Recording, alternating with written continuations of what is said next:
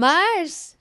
Mars! Uy, Mars, napadaan ka. Ay, napag muna Oh, din dami yung mga mong bitbit pinamili ah. ko. Ay, namili kasi ako Saan dun ka sa ano bumili? eh. Doon sa may bagong bukas na tindahan. Yung bagong bukas May dyan eh. bagong bukas na tindahan dito sa atin? Oh, wholesale siya. Mas mura. Kaya doon ako namili Wholesale. kanina.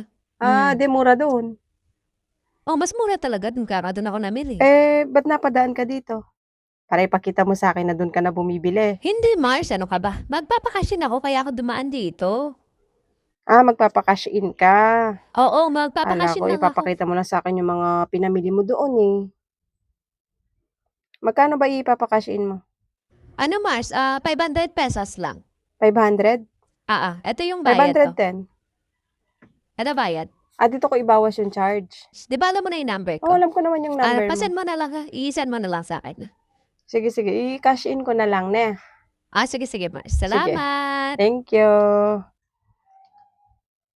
Ang dami mong pinamili na para bang wala kang utang dito.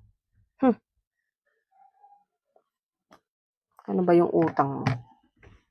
Bawas ko na dito sa cash in. 160. 340. A few moments later. Uy, Mars!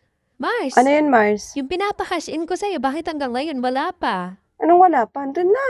Nasend ko na eh. Wala pa. Hindi pa dumating sa account ko yung yung pinakash in ko sa'yo eh. Wala pang dumating? Meron na. Ikapakita ko sa yung Nasend ko na eh.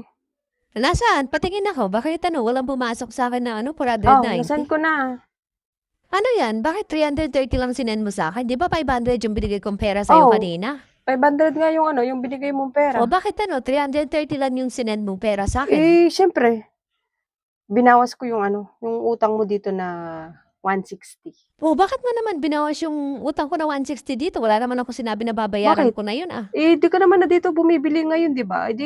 Inawas ko na yung yung utang mo dito. At least, kahit hindi ka na dito bibili, hindi na masakit sa loob ko kasi bayad ka na sa utang mo. Mars, kailangan ko kasi yung pinapakashin ko na yun. Bakit mo naman Ay, binawasan? naku.